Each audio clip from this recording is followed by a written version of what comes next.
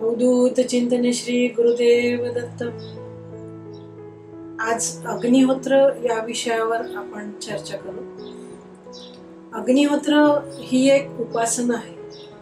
उप म्हणजे जवळ, आसना म्हणजे बसून. अग्नीजवळ बसून मनापासून केलेली प्रार्थना होय. पौराणिक आयुर्वेदिक विज्ञानाच्या अनुसार हा एक विधी आहे. सूर्योदय आणि सूर्यास्ताच्या वेळी वातावरण शुद्धी करण्यासाठी केलेली एक विशिष्ट होमाची प्रक्रिया आहे. अग्निहोत्राला हिलिंग फायर असे पण म्हणतात. ऋग्वेदामध्ये वर्णन केले आहे की इंडस सिव्हिलायझेशनचे महान संत सरस्वती यांनी जवळजवळ 9500 वर्षापूर्वी अग्निहोत्र हा यज्ञ केला होता. त्यावेळी अग्निहोत्र हे मुख्यत्वे करून फक्त आणि फक्त वातावरण शुद्धी करण्याकरिताच होत असे. कोणत्याही प्रकारच्या प्रदूषणाचे अग्निहोत्र हे एक उत्तरच आहे. उदाहरणार्थ वातावरण, पर्यावरण, भावनिक, मानसिक, आध्यात्मिक, शारीरिक सर्व प्रकारच्या प्रदूषणाचे हे उत्तर आहे. जिथे जिथे म्हणून संतुलनाची गरज असते तिथे तिथे अग्निहोत्रांनी नैसर्गिकरित्या पुन्हा ऊर्जा संचारित होत असते. मानवाला हे एक वरदानच आहे. सूर्योदय आणि सूर्यास्ताच्या पूर्वीचा जो काळ असतो तो अत्यंत पवित्र असतो. प्रातःसंधीच्या समयी आणि सायं संधीच्या समयी अग्निहोत्र करणे विशेष फलदायी असते. कारण प्रातःकाळी सूर्यदेव सर्व शक्तींच्या स्त्रोताने सिद्ध असतात, तर संध्यासमयी या सर्व शक्ती पुन्हा सूर्या देवतामध्ये विलीन होत असतात. सूर्याच्या पहिल्या किरणांमध्ये प्रचंड शक्ती असते. श्रीपाद श्रीवल्लभ चरितामृताच्या अध्याय 8 मध्ये वर्णन केलेले आहे की विधात्याने प्रथम प्राणांची उत्पत्ती केली. प्राण म्हणजे संपूर्ण विश्वात विद्यमान असलेली एक प्राणशक्ती होय. प्राण म्हणजे आत्मा, म्हणजे केवळ वायू होय. देह हा पृथ्वीच्या विकारापासून उत्पन्न झाल्यामुळे तो आत्मा नाही. जवळजवळ 99% सजीव प्राणी हे सूर्यापासून प्राणशक्ती प्राप्त करत असतात. प्रत्येक सजीव प्राण्यांना जिवंत राहायला प्राणवायू किंवा प्राणशक्तीची किंवा चेतनेची गरज असतेच. ही सूर्याची ऊर्जा मानवी शरीरामध्ये त्वचा आणि डोळ्यातनं आत्मसात होत असते. प्राणवायू मानवी शरीरामध्ये श्वासाद्वारे आत्मसात होत असतो. सूर्यापासून मिळणारी प्राणशक्ती, प्राणवायू याचे अनेक फायदे आहेत. हे सर्वश्रुतच आहे. श्रीपाद श्रीवल्लभ चरितामृताच्या 12व्या अध्यायामध्ये श्वासाचा जीवनाशी संबंधाबद्दल वर्णन केलेले आहे.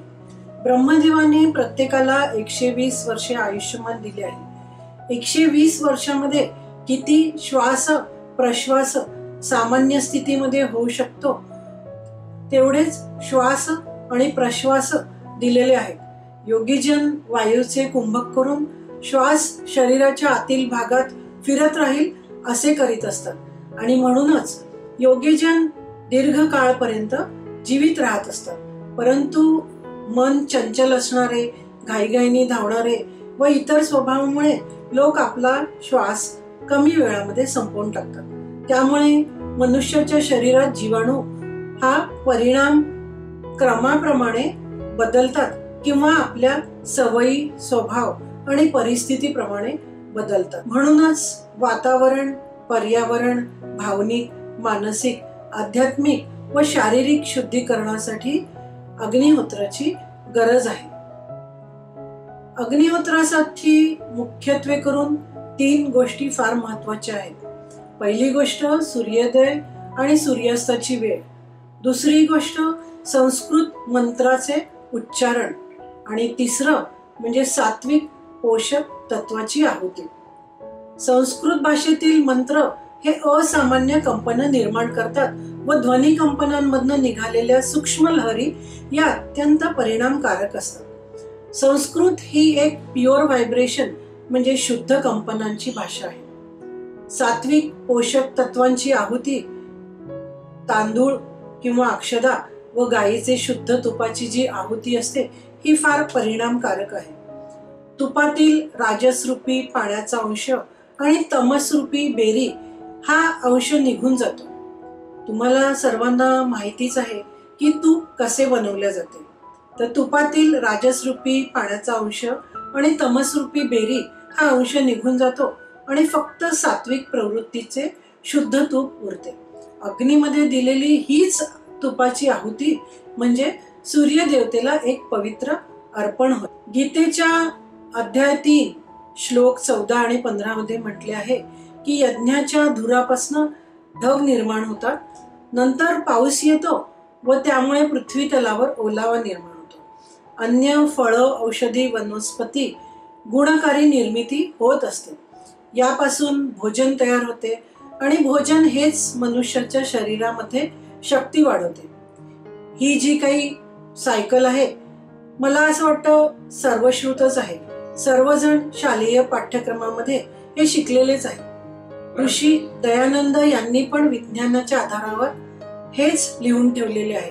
तसेच गुरुचरित्रातील अध्याय 37 मध्ये पण गृहस्थ आश्रमाचा आचार धर्म म्हणून अग्निहोत्राच्या संबंधित उल्लेख आलेला आहे. त्याचप्रमाणे गीतेच्या 16व्या अध्यायामध्ये वर्णन केलेले आहे की यज्ञ किंवा अग्निहोत्र हे सर्वात उत्तम कर्म आहे.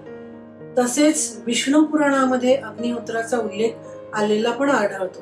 अग्निहोत्रो समो धर्मो न भूतो न भविष्यति यज्ञैराप्यायिता देवा वृष्टीत सर्गेण वै प्रज्ञाः आप्यायन्ते धर्मज्ञ यज्ञाः कल्याण हेतवः.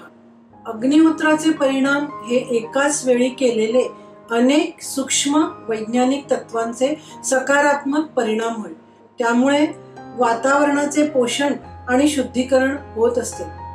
मॉडर्न सायन्सच्या आधाराने जर विचार केला तर सायंटिस्ट, डॉक्टर्स, इकॉलॉजिस्ट अनेक लोकांनी अग्निहोत्रानंतर जी सकारात्मक ऊर्जा म्हणजेच प्राणशक्तीमध्ये वाढ झालेली असते हे अनेक लोकांनी अनेक देशांमध्ये सिद्ध केलेले आहे. कितीतरी लोकांना वेगळा वेगळा अनुभव पण आलेला आहे.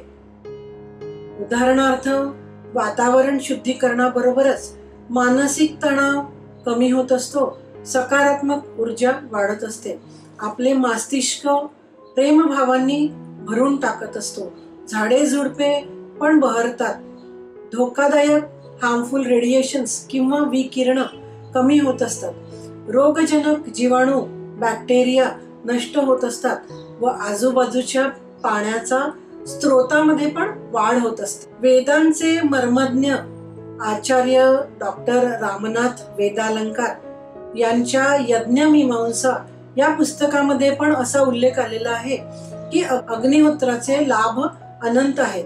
वायुशुद्धी, आरोग्य, दीर्घ आयुष्य, वर्षा, दूध, अन्न, फळ, बळ, ऐश्वर्य, शत्रुविनाश, संतान, पुष्टी, निष्पापतत्व, चरित्रता, जागृती, आत्मरक्षा, यश, तेजस्विता, वर्चस्विता, सद्विचार, सत्कर्मे, इंद्रिय शक्ती, आनंद, परिपूर्णता, मोक्ष अशा सर्वांची प्राप्ती अग्निहोत्रामुळे होत असते. आता अग्निहोत्रासाठी फार कमीत कमी साहित्य आपल्याला लागत असतं. यासाठी लागणारं साहित्य हे बहुतेक करून सगळ्यांना माहितीच आहे. तांब्याचे होमकुंड, गाईचे शुद्ध तूप व गाईच्या शेणाच्या गोवऱ्या, कच्चा तांदूळ किंवा देवधनाचा लाल रंगाचा आगपेटी आणि भीमसेनी कापूर. या तांब्याच्या होमकुंडाचा पण एक विशिष्ट आकार असतो. फार पुरातन काळापासून सर्वश्रुत आहे की तांब्याच्या धातूला हिलिंग प्रॉपर्टी आहे. काही इंग्लिश शब्द पण मी वापरत आहे त्याबद्दल क्षमस्व, पण त्या इंग्लिश शब्दांची पण गरज आहे. तांब हे अग्नी आणि ऊर्जेचा उत्तम वाहक आहे. तांब हे हीट, इलेक्ट्रिसिटी, इलेक्ट्रोमॅग्नेटिक फोर्सेस आणि कॉस्मिक एनर्जीची या सर्वांशी याचा जवळचा संबंध आहे. उत्तम रोगजनक जीवाणू नाशक आहे. होमाचं जे पात्र असतं त्याचा आकार पिरॅमिड सारखा असतो. पिरॅमिडची विशेषता म्हणजे अग्नी आणि ऊर्जेला आकर्षित करून परावर्तित करत असते आणि इलेक्ट्रिसिटी आणि एनर्जीज अट्रॅक्ट करून स्पेशल रेझोनन्स क्रिएट करत असते. जसे की मंदिरातील सर्व ऊर्जा घुमटाखाली प्रस्थापित असते, हे सर्वश्रुतच आहे. तशीच ऊर्जा पिरॅमिडच्या बेसला म्हणजे अग्निहोत्राच्या पात्राच्या खालच्या भागाला एकत्रित होत असते. गाईचे तूप याचे पण बरेच वैशिष्ट्य आहे. आयुर्वेदाप्रमाणे हे वात पित्तनाशक व विषनाशक असते. गाईचे तूप व हातसडीचा तांदूळ म्हणजेच पॉलिश नसलेला कच्चा तांदूळ एकत्रित ज्वलन केल्यास उपयुक्त रसायन धुराच्या रूपाने निघत असतात. उदाहरणार्थ ethylene oxide, formaldehyde, propylene oxide इत्यादी असे महत्त्वपूर्ण गॅसेस तयार होत असतात. इथिलीन ऑक्साईड आणि फॉर्मल्डिहाइड हे रोगप्रतिकार शक्तीमध्ये वाढ करत असतं आणि प्रोपिलिन ऑक्साईड हे वर्षा किंवा ओलावा वाढवत असतं. गाईच्या शेणाच्या गोवऱ्या याला अँटीबॅक्टेरियल प्रॉपर्टी आहे, म्हणजेच हे कीटकनाशक व खत म्हणूनही वापरले जाते. याला औषधी गुणधर्म पण आहेच. गाईच्या गोमयामध्ये नायट्रोजन, फॉस्फरस, पोटॅशियम, लोह, जस्त, तांबे, बोरॉन, मॉलिब्डेनम, गंधक इत्यादी घटक द्रव्य असतात. आता अग्निहोत्र करताना काही साधे आणि सरळ सोपे नियम पाळावे लागतात. त्याबद्दल थोडंसं विवरण करते. अग्निहोत्र कोणी पण व्यक्ती आपल्या घरी, अंगणामध्ये, घराबाहेर, घरासमोर, आपल्या शेत जमिनीमध्ये कुठेही करू शकतो.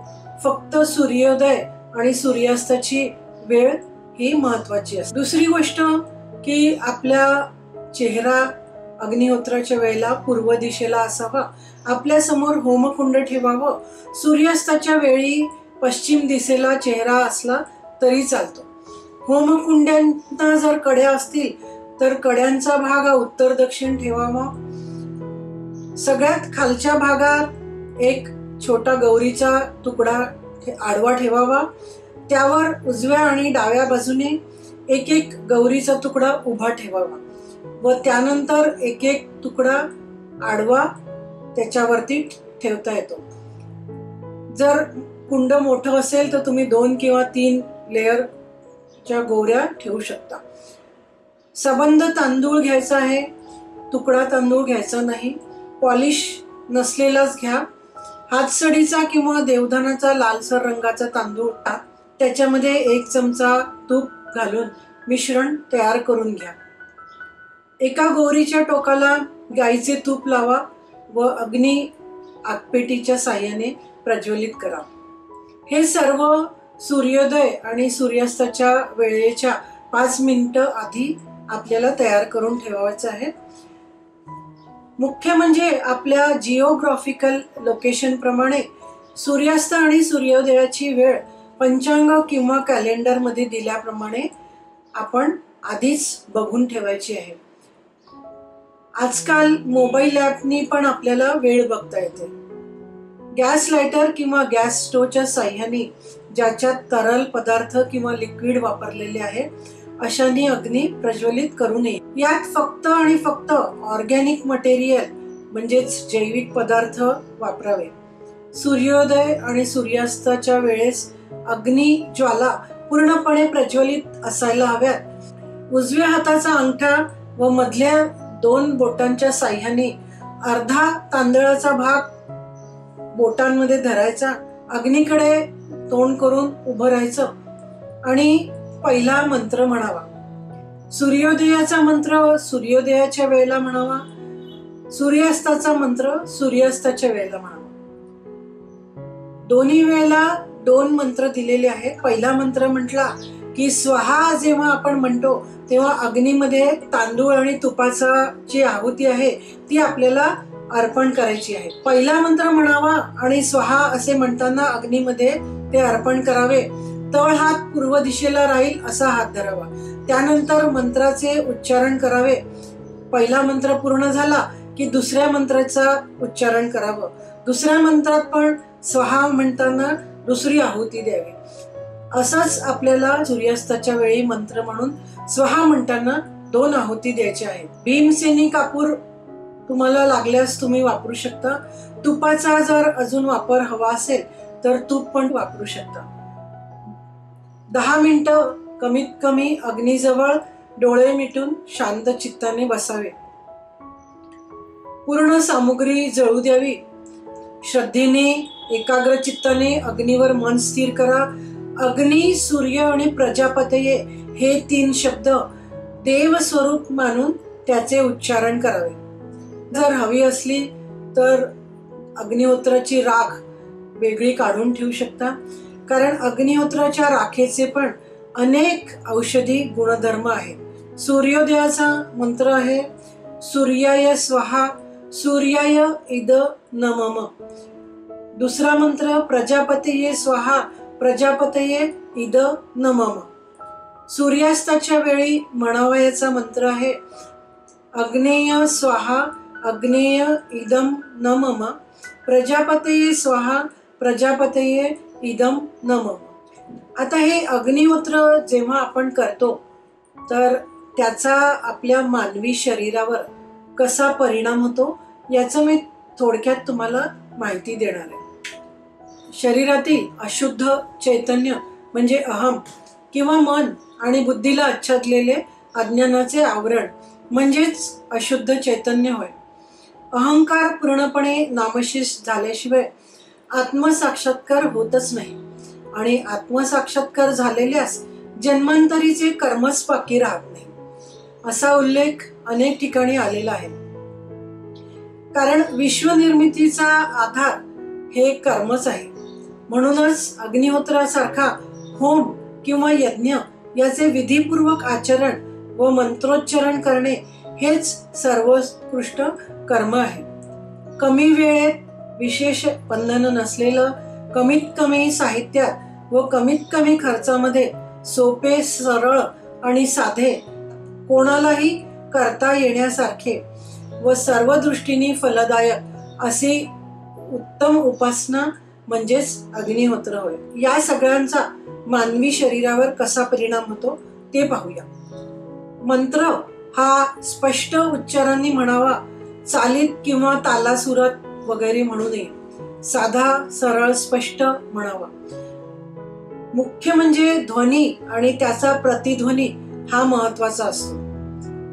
मनातल्या मनात पण म्हणू नये. म्हणताना कमीत कमी स्वतःचा आवाज स्वतःला ऐकू येईल इतक्या आवाजात म्हणावा. या मंत्राचे महत्व आपण जाणून घेऊया. आता भौतिक जगामध्ये 2 प्रकारच्या ऊर्जा असतात, उष्णता आणि ध्वनी म्हणजेच हीट आणि साऊंड.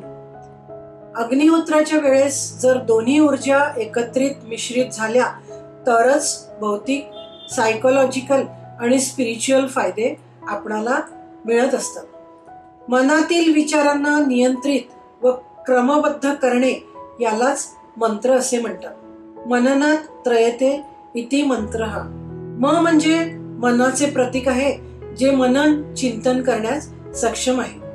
म्हणजे संरक्षण म्हणजेच वाईट विचारांपासून मनाचे संरक्षण करण्याची ताकद ही मंत्रांमध्ये आहे. आपल्या वैदिक परंपरेत मंत्रांना अतिशय पवित्र स्थान आहे.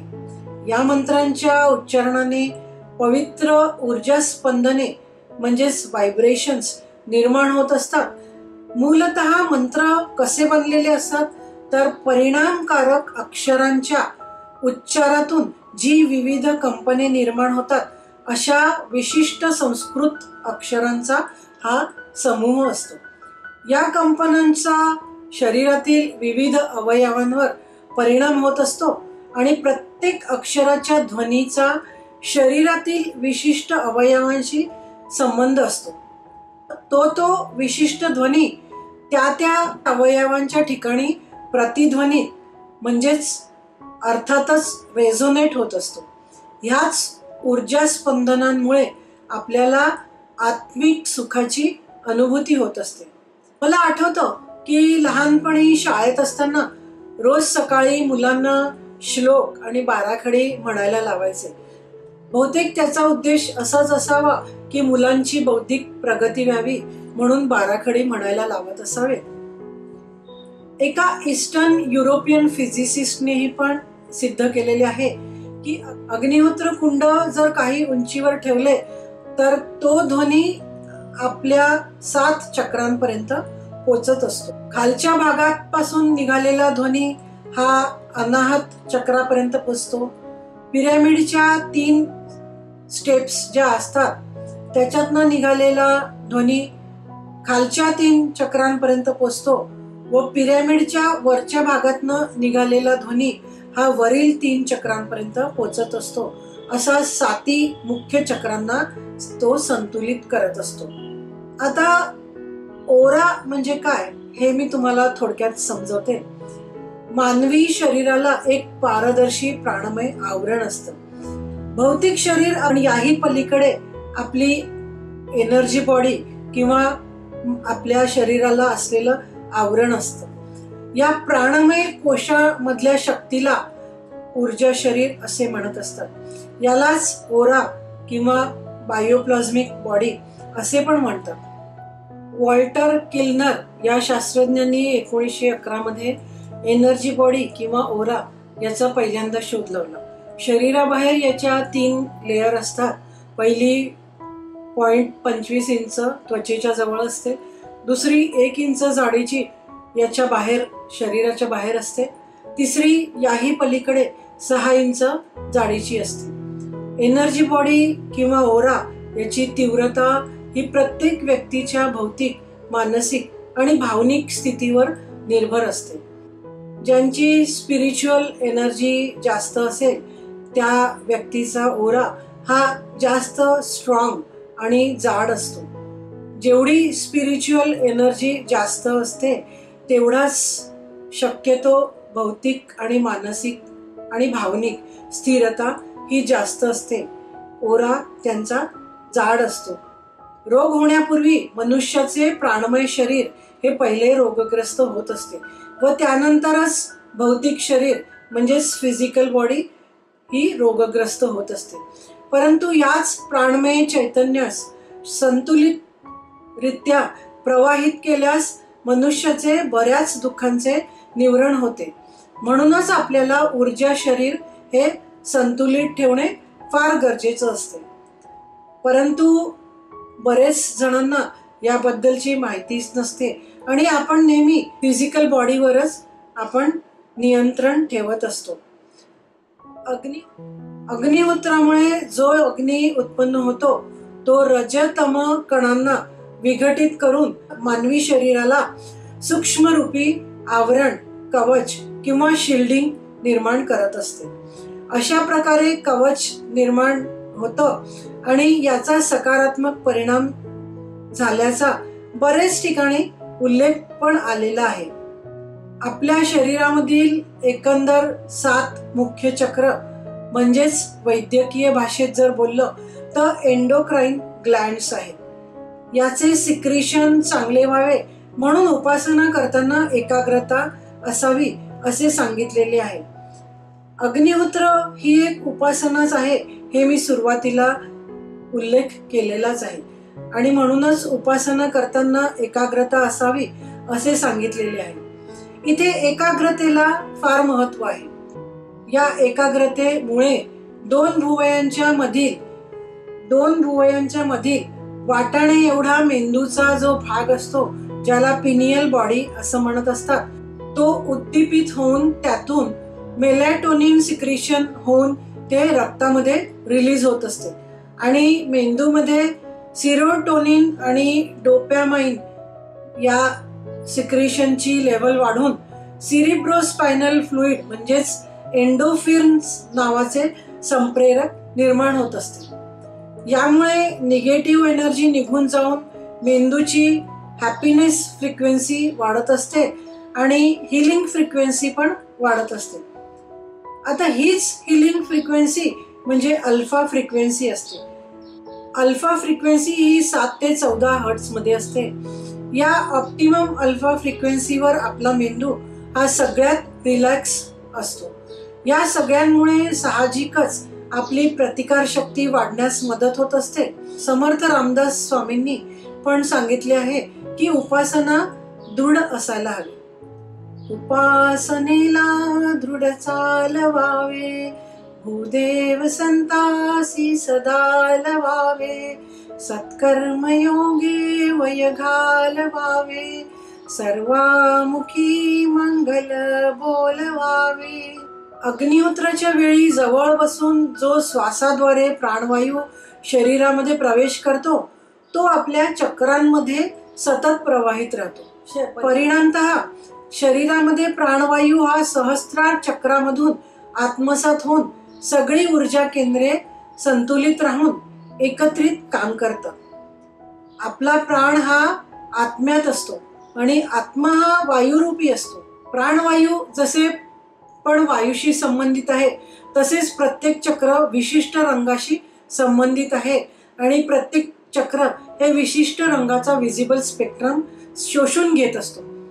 जेव्हा सूर्यकिरण आपल्या ओराला हीट करतं किंवा आपल्या एनर्जी बॉडीला हीट करतं तेव्हा हा विजिबल स्पेक्ट्रम सूर्यकिरणांमधील 7 विविध रंगांमधून स्प्लिट होऊन आणि मग शरीरामध्ये कातडी आणि डोळ्याद्वारे आत्मसात होत असतो.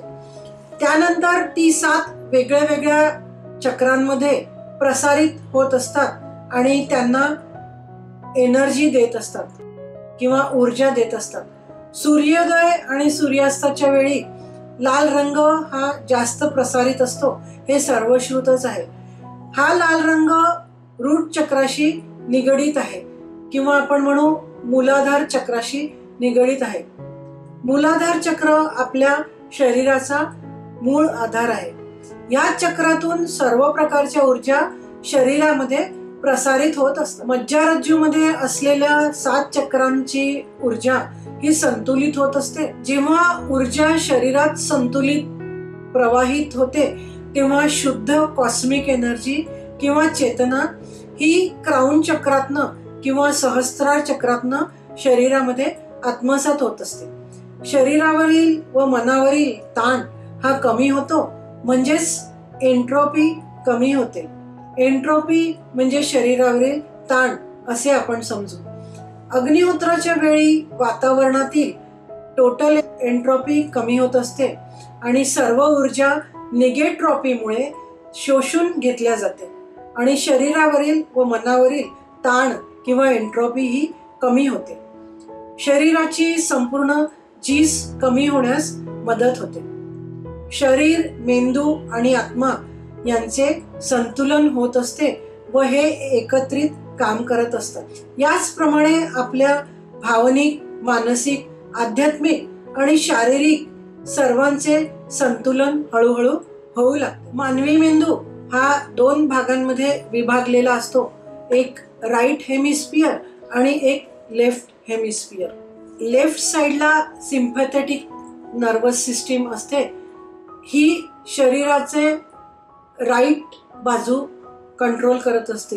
जेव्हा आपण फिजिकल वर्क करत असतो तेव्हा डाव्या बाजूचा मेंदू म्हणजेच सिम्पॅथेटिक नर्वस सिस्टीम ही काम करत असते. सूर्य किंवा पिंगला नाडी ही ऍक्टिव्हेट असते आणि बहुतेक करून सिम्पॅथेटिक नर्वस सिस्टीम ही दिवसाच्या वेळेला काम करत असते. स्ट्रेसफुल सिच्युएशन मध्ये ही बहुतेक करून काम करत असते. लेफ्ट ब्रेनचं काम काय असतं तर creative mind, logic, mathematics, thinking, sequencing हे जेव्हा आपण काम करत असतो तेव्हा सिम्पॅथेटिक नर्वस सिस्टीम ही ऍक्टिव्हेट असते. राईट साइडला पॅरासिम्पॅथेटिक नर्वस सिस्टीम असते आणि राईट साइडची नर्वस सिस्टीम ही शरीराची लेफ्ट बाजू कंट्रोल करत असते. जेव्हा आपण रात्री झोपतो तेव्हा पॅरासिम्पॅथेटिक सिस्टीम ही कार्यरत असते. इडा किंवा चंद्रनाडी ही ऍक्टिव्हेट असते. राईट ब्रेनचं कार्य काय असतं तर ॲनालिटिकल, इंट्युशन किंवा rhythm, holistic thinking, feeling, visualisation, imagination या सर्व गोष्टी करत असताना राईट ब्रेन हे कार्यरत असते.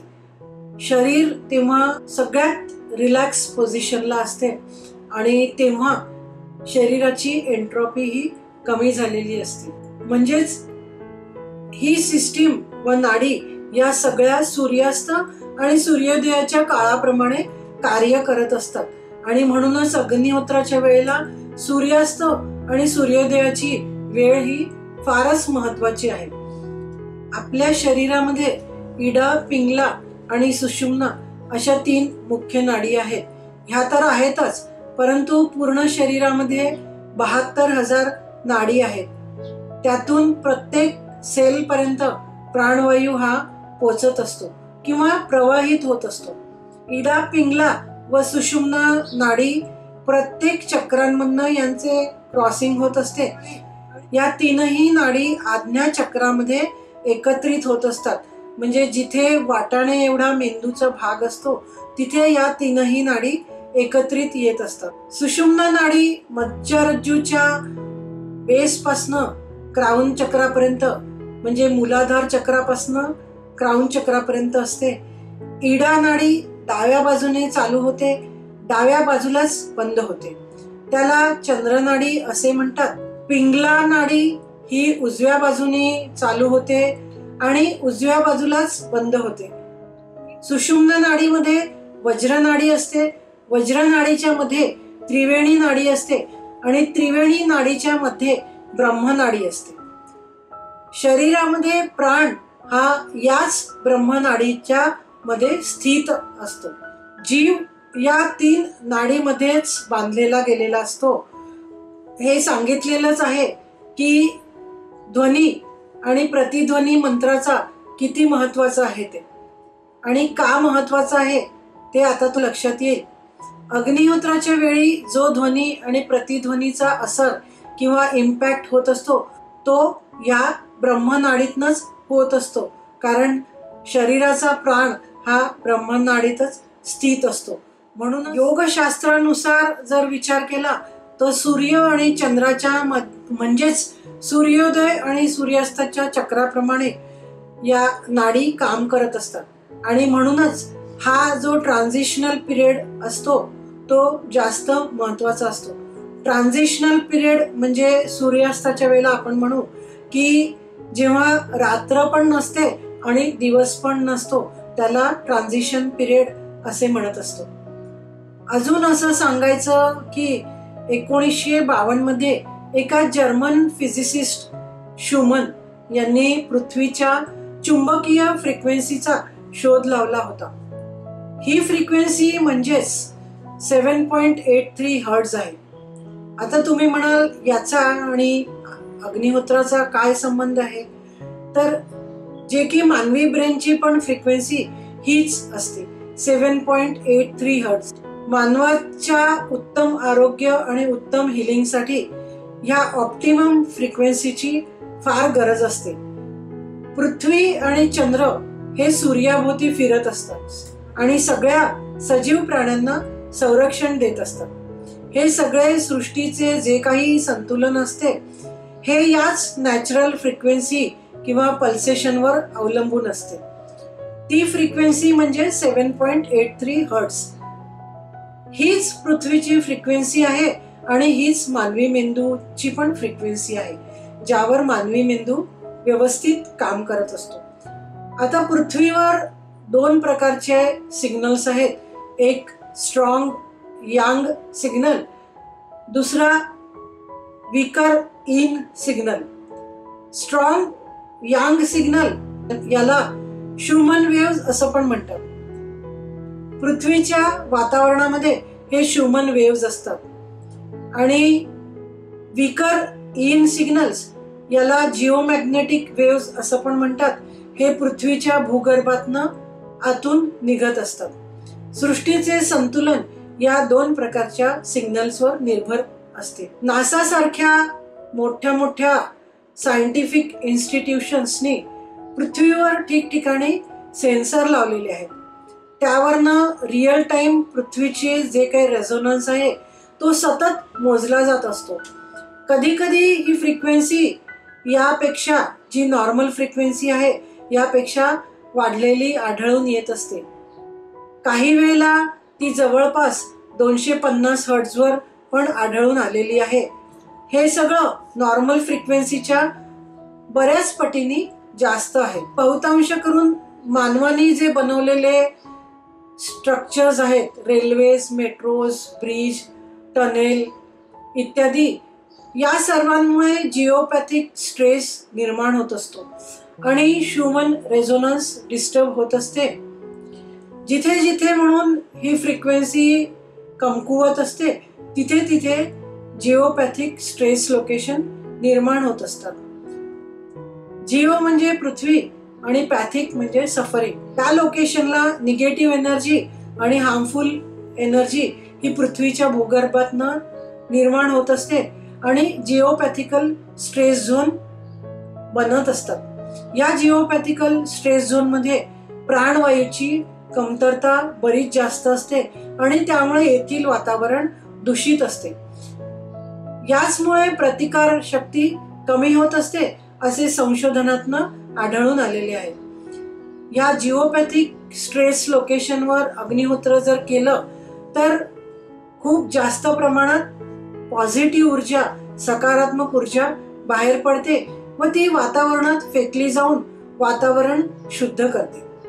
सर्व प्रकारचे संतुलन होऊ लागते आणि या सगळ्या गोष्टींचा सकारात्मक परिणाम मानवी जीवनाच्या सर्व पैलूंवर होऊ लागतो.